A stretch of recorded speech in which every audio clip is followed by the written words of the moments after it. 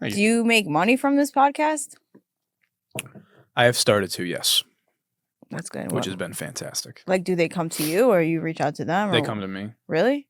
Yeah. I've had like, not like a crazy amount of sponsors. You know where I've been making fucking stupid money? Don't say Facebook. No, TikTok. Tell me about it. I started making money on TikTok. How? So I've been in this creativity program beta for like a long time. What does that mean? There is like a beta for creators to get paid. What's a beta mean? I'm not a tech person. A beta is like we're testing this out and we're gonna see if we're gonna do it. Oh, okay. Right. So I was in it for a while, and basically the way it works is you have to post a video over 1 minute. Okay. For it to be monetizable. Okay. And then just based on the amount of views, you'll get paid. So for a while, like nothing was, I had like 100,000 followers on there, which is probably why I got asked to be in it. So hold on, I'm sorry. Yeah. So you post a video over a minute. Yeah. And based on the amount of views you get paid, like YouTube. Yeah, correct. But it was you have to be in the program. Okay. Yeah.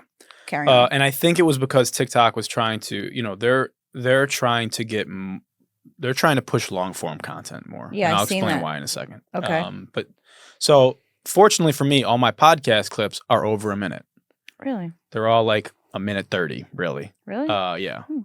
So I started I was shadow banned for a long time on TikTok. Why? I just kept getting banned for bullying because my content's very in your face. Yeah. So I had to kind of fight through the shadow ban. And also like when you put out a new kind of content, it takes the audience and the algorithm a while to like get used to it. So when I first started posting clips, I wasn't really getting a lot of, how long did it take? It took me a long fucking time. Because I'm on TikTok, because I'm an Instagram girl, but everyone's like, you need to get on TikTok. You gotta just keep. So I've been doing it, and I post every day. Sometimes I post one. Keep doing it. Sometimes I post 3. I did it for like maybe 4 months, and I was topping out. I'd have a couple videos get like 15,000, 20,000. And, before I got shadow banned, I was getting like 800,000 views. So I'm like annoyed and pissed, but I'm like, I got to just keep fucking being resilient and post through it. Okay. So I'm fighting through it, and and then all of a sudden I'm like consistently getting 5,000 views, and then I'm consistently getting 7,000 views. Yeah. And now I'm like, okay, it's starting to move a little bit. And then I had one go viral, and then I'm like, now I'm getting 12,000 views. Okay. And then all of a sudden I just like broke through it. Really? So, okay, I have a question. Yeah. Okay, because, yeah. So once you got to 12,000 views, how long did it take you to break through?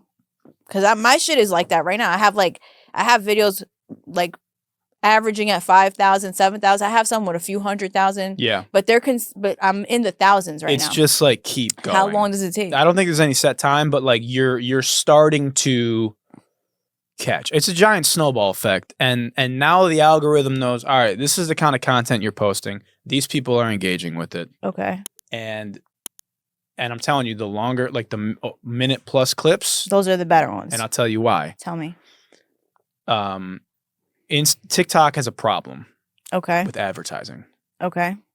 YouTube crushes advertising because on YouTube, first of all, you have to watch the ad, or at least the first 6 seconds. Yes. People are on YouTube to watch long form content. Correct. So advertisers know that people will sit through an ad, and advertisers know they can target their ads better because they know not only is this person into this kind of stuff, but also they're going to watch it. The problem with TikTok is when you see an ad, you're done immediately. You swipe. And you can swipe. Wait, do you mean like the ads for like the creators post to buy something? No. So what ad like do you talk? Sponsored advertising. I've never even seen an ad. They have them on there. But the reason you don't see ads on there is because advertisers aren't advertising on there. Okay. Because it doesn't make sense. The click-through rate is terrible. They don't have like, because people aren't there for long-form content, it would make more sense for an advertiser to just go to YouTube. So TikTok knows this is a problem, and they also are trying to eat into YouTube's market share. So they started it with, remember when they're like, oh, now you can post a minute video. Now you can post a 3-minute video. Well, now you can post a 10-minute video on there. Really? Yes. I didn't even know that. And they're incentivizing creators to post longer form content to get the viewers used to watching long form content. And they're just they're doing it right because they're not just jumping right into it. They gave you the option and jumped into it. Most people aren't doing it. But what they're about to do, the creativity program is about to end. The creativity beta program, which sucks because I'm making fucking bread right now. And How did you get into it? They just asked me on DM. TikTok asked you? Like the app did, not like a person, but join the creativity program beta. Yeah. But they're about to launch a new one for long form. Interesting. To incentivize creators to post probably 10-minute videos or longer. So that's great for people like us. How much are you making off TikTok? I had a big month on there. What's a big month? This month, like $7,000. That's cool. Which is a lot for me to make a podcast. I didn't think that TikTok would pay. You know what I mean? Yeah. I those kind of numbers sound like YouTube numbers, which I'm not there yet on YouTube. I'm not there yet on YouTube. YouTube's hard as fuck. So hard. God, it's so fucking hard. Oh my God, it's beyond hard. Because it's hard to get people to watch long form content. Yeah. It's just tough. And shorts is I don't even watch podcasts. I only watch a podcast if I see a person that I like. Let's say Andrew Tate or something. I'll watch a podcast that he does, but I won't even watch the whole thing. I'll watch the 30 Cat minutes. Williams one. The Cat Williams one I watched. I didn't even watch it yet, but I it's didn't watch the whole highest thing. viewed podcast ever. And yeah. But yeah, that's the issue. It's it's hard to get people to sit down. Because it has to be, I think it has to be thrilling for you to actually sit and watch it. Right? And, I think people have to, again, it ties back to the music thing. Artists are having problems putting people in seats and coming to shows. And it's the same issue that I think a lot of creators are having and podcasters are having and stand-up comedians are having, which is the clips are kind of the new media. Yeah. And in order for someone to come and watch your full set, they have to really connect with you and they have to really fuck with you. And so the way I've started looking at it, because initially I was like, man, this is really frustrating. I'm putting all this time into these episodes and I'm only getting at the first 300 views on YouTube, 400 views on YouTube. And I'm only getting 100 podcast downloads at first. And I'm like, this is dumb, but the clips are moving. Yeah. But why isn't this working? Yeah. And then I started to reframe my thinking into all right, the clips are really what I'm creating the content for. Right. The clips are the podcast. I get so many comments on my videos that are dude, I love your daily show. I come here, this is my new daily show. I come here every morning to see the news.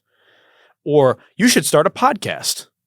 I'm like, motherfucker, this is from the podcast. Right. You know what I mean? Right. But you have, that is how people consume content today. Right. So you have the long form for the people that want it. And then the more clips that go viral, it slow drips to until eventually, again, like anything, it snowballs, it gets bigger, it gets bigger. And now this past couple weeks, my numbers have doubled on long form. And it just happens quick. So I'm hoping, Yeah. Do you know what also? I noticed that the clips of mine that do well are the ones where people talk the most shit to me. They talk to me crazy. You want me to just talk shit to you so no, we can go viral? No, I'm just saying. Fuck you. No. Does that happen to you? Do people are people more cheering you on? Because I feel yours, there's nothing bad to say about you. My comment section at first was a war zone because it's a couple of things. So I'm not, and we can tap into politics. Let's do it. Fuck it. I'm not Republican. I'm not a Democrat. I'm very independent. Okay. I lean a little more left socially. I lean a little right financially, like a lot of fucking people. I'm not unique because of that. But anyway. Okay. I had a video go crazy viral, the most viral video I've ever had. How many views did it get? 5 million. Okay. Which isn't insane, but it was a lot. And it was me. There was a girl who said she identified as a frog. Oh, I seen that. Yeah. So I made fun of that, and that went just dumb. Again, not a video I thought was going to go viral. I just put it out and it went insane. Yeah. So because of that, I got an overwhelmingly large amount of Republican followers, a shitload. And Interesting. and a lot of my content is making fun of Republicans because it's hilarious. I make fun of everybody. I make fun of the left too. But like, you know, I made fun of Kid Rock for like shooting the Bud Light cans, and like I made fun of, you know, Tucker Carlson, whatever the fuck. And I used to paint my nails a lot because I'm a saucy, drippy motherfucker. And I don't give a fuck about, you know, gender norms. Okay. But that combination of me like having all these Republican followers, painting my nails, I would like dye my hair sometimes because I'm a rock star, and just putting out, it was like a fucking war zone in there. And and it was great because it really kind of fueled my algorithm. Because I had people just arguing and talking shit in the comments, and then I'm a shit talker, so I would talk shit back to people. I do that too. You have to. Yeah. And that just kind of greased the whole wheel for me. But anyway, as my content also like found a lane, and like I found a lane more, and my audience kind of like molded to me. Okay. Now it's, for the most part, so who is your audience? overwhelmingly like, would you say like what kind of demographic follows you? Is it mostly men, women? It's a mixed bag. It's more 50, men. 50? More men. Definitely more men. Okay. It's not like Andrew Tate audience, No, of course which not. is just all men, because I'm not like, you know, but no, yeah, you're not that. yeah, but it's But more men. But I like what you're saying. You don't have to be like hyper aggressive and nasty to send the message. Yeah, it's just like, Yeah. you know what a lot of it is?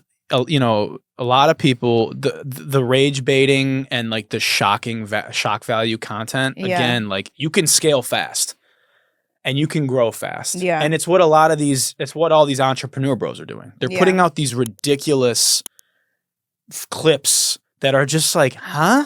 Because it works. It does work. And people like me make fun of them, and well, now, Mm-hmm. and then they scale. But I don't want to do that because I'm trying to organically build like a fucking media empire, and I don't want to feel like I have to. Obviously, like you pander to like you got to play the viral game, but there's a way to do it, in my opinion, that's again like nuanced, and I don't want to turn off the people that really fuck with me by doing some like pandering shit on either side, on the left side, on the right side, or just in general. So interesting. Very interesting. Are you're a Republican? Are you right? I'm right leaning. You're right leaning. Right leaning. But I mean, like, I'm not, you know, I'm not against abortion. Right. You know? So you're kind of. I'm like in between. Yeah. You know, I'm just not into like the her, she, him, his, right. Whatever the fuck. Right. Like, Gotcha. all that extra stuff. Yeah. I think again, it's like a nuanced. There's nuance. When I did talk about politics on my podcast, it went crazy. When I brought a liberal in here, and he was, he was talking crazy, and really? like I wore a Trump hat, and like I think I saw that. Yeah. That's why I think I assumed you were like super. You did it on purpose. Yeah, I did didn't it on you? purpose. Yeah, you did. But they went crazy. They went crazy over that. But I try not to talk about politics because they tell you it's just not a good. I have like a PR person now. Yeah, and she's just like, she's a Democrat, and she's just like, don't. Don't. I always say, I'm that way. How would I say this? I talk politics, but I think it's like, it's not leaning any direction. Don't die on any hill. Yeah. I think that like you don't have to. So why would you alienate a massive group of people? And also, you know, the internet is forever. So like I'm not about to get on here and just like die on some hill, and then like in 6 years I got to be like, I did. Yeah. And also like my opinions have changed. For sure. You know, like when I was a lot younger, I was way more Republican. Yeah. And then I grew up and I'm like, I don't give a fuck about abortion. I don't give a fuck about this stuff. Like, I don't, you know, because I didn't know. And you grow and you mature. I feel like the red pill thing is a little extreme. So I wouldn't call myself red pill because I just find it to be like when they did comment on my stuff, they were like, they're fueled by hatred. Absolutely. Which I'm not. You know what I mean? Right. I don't agree with everything, but I'm not like, let's kill them all. Yeah! You know, it's like, yo, fucking chill out, dude. Yeah, it's just a little extreme. But I do understand where it's coming from because, you know, I feel like if we don't stand up for ourselves, they're just gonna run all over us. And like weirdos are running all over fucking Vikings. So you know what I mean? Like, there's weirdos everywhere though, and I think again, like, there's so many fucking weirdos in every industry and every like side, and everything is like, it's dystopian. Like, you look at the internet and it's just one dystopian moment after another. Mm-hmm. And most people are normal and rational. Really? I think so. Deep down. You think most people are normal and rational? I think maybe not in LA, maybe outside of LA. Yeah, but the thing is, the reason you think that, mm-hmm. and most people think that, mm-hmm. is because the stuff that moves online mm-hmm. is not that. Because that's boring. True. And it doesn't go. That's true. The stuff that goes are the fucking weirdos. The stuff that goes are, I identify as a frog, or let's make, gay nutcrackers, like the shit on Fox, or like, people talking about fucking the entrepreneur bro shit, and like just all this, it's all so fucking ridiculous and extra. And that's what moves. And so you got a bunch of regular people consuming dystopian weirdo content. And so now everybody, and that is making people become more weird, because they're like, fuck, well, I need validation, and I need to go viral, and I need to grow my personal brand on the internet. And the only way to do that is to be a fucking weirdo. And the algorithm is just pulling people into these weird pockets of, you know what I mean? Yeah. Thank God I never had to do that. I never had to do weirdo shit to go. I never knew what would go viral, but like I never planned on like doing something to make myself go viral. Like I'm not. But you're creating a product, and you're like building an actual thing. And most people are lazy and they don't want to do that. So they're like, what's the least amount of work? But this is the least amount of work. This is easy work. Right. But you know what would be easier? What? If you got on here and you just were like, we need to launch all trans people into the sun. Or if you got on here and you were like, the other side. You're not doing... It's easy because like this is such an easy job. We literally fucking talk for like This is great. This is great. But there's easier routes to go if you really wanted to go quickly. Do you think people want to watch that? I mean, clearly. Like people just fueled by hatred and anger. Like how long could you sustain that audience? You gotta think like, what's your audience? And I think it's the conundrum that a lot of these people are having, because it's not really them, and they're playing up a thing. And how long can you sustain it if it's not really you? Right. Not long. And the problem never even is, thought to do that. Yeah, so like people will like they're just tumbleweeds, and they'll just go wherever the wind takes them. The algorithm is taking them, and so they'll go super Andrew Tate for a while when that was the biggest thing, and then they'll tumble into something else when that's the biggest thing, and they have to keep rebranding themselves. And eventually, people are like, "Who the fuck even are you?" And they're not connecting with you because it's not you. And so it's like, if you want to build an actual audience, here's my thing: I'm gonna do my show my way forever. Yeah. And it's going to be me. Authentically just me. So I'm going to just continue to grow and scale, because it's just never going to change. Yeah. It's just always me. Your shit is like, since I followed you, your followers on Instagram has doubled. It's going insane. How? That's insane. It'll happen to you. It's just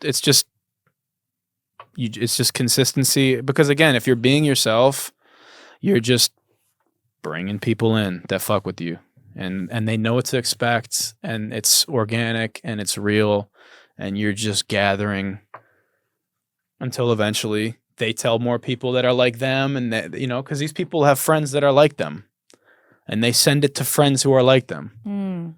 So you got people sharing your stuff with people that are like them, who share it with stuff with people that are like them, who share it with, and that's how you build a, You know what else I was like kind of thinking about? I'm like, I don't really have like a specific message that I'm trying to give.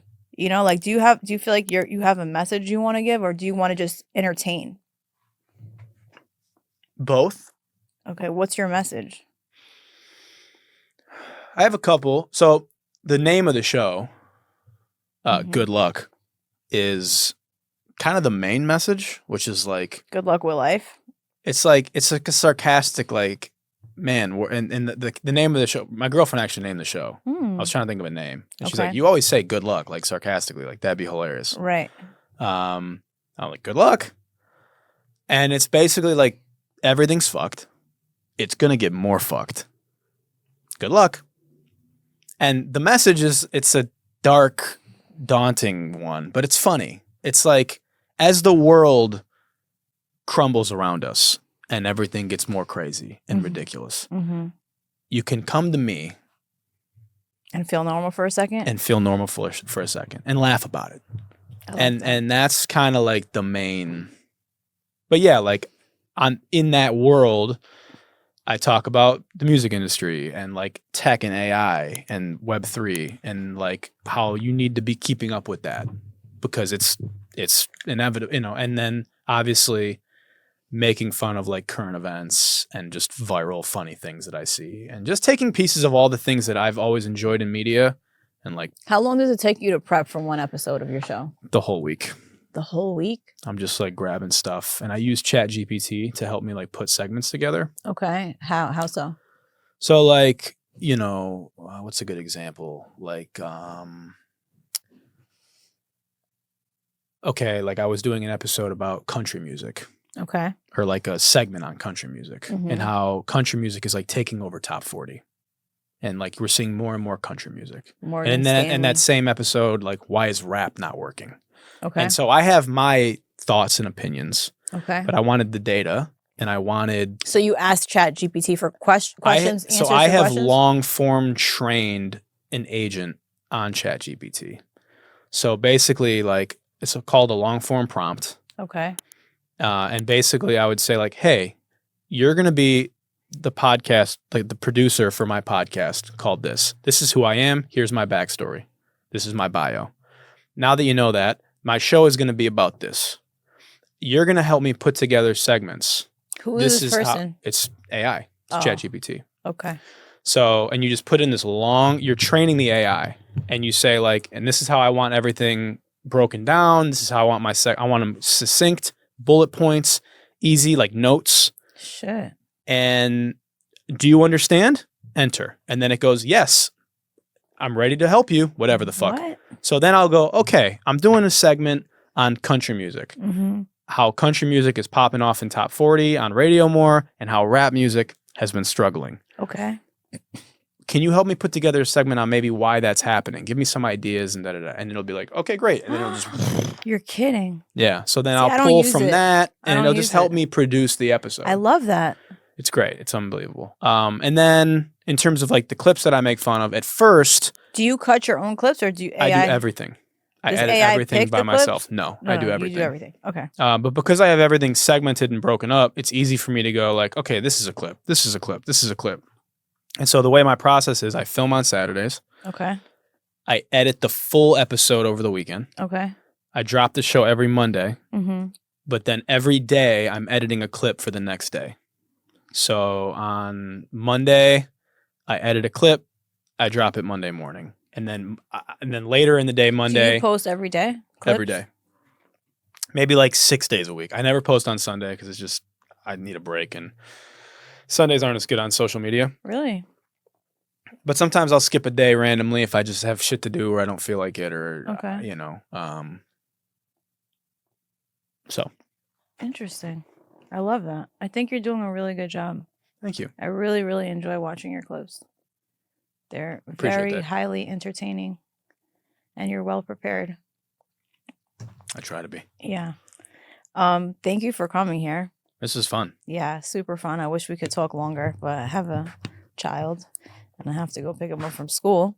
But yeah, you're dope. Thank you so much. Thank you. And love the show and you keep crushing too. Thank you. Appreciate that. And we'll do this again. Yeah, for sure. Do this again sometime. Yeah, come back. Yeah. I like repeating guests because even though people keep telling me that I need to bring on like different guests all the time, I don't want to talk to anybody unless I want to talk to them. Yeah. You know what I'm saying? Because then it's just if I see someone, I'm like, yeah, I want to talk to that person. But then they're like, oh, here I have this artist and they have this much followers and that. I'm like, I don't really want to talk to them though. I don't want to talk to them, you know? Yeah. Because then you're just like interviewing like a random fucking person. Yeah, that and you don't give a I'm fuck not about. really an interviewer. Yeah. I'm more just like I just like to have conversations. Yeah. It's different, you know. Like I don't want to ask you a bunch of questions if I don't care about you. Before we go, I wanted to ask you tacos and shawarma. Mm-hmm. Why is that?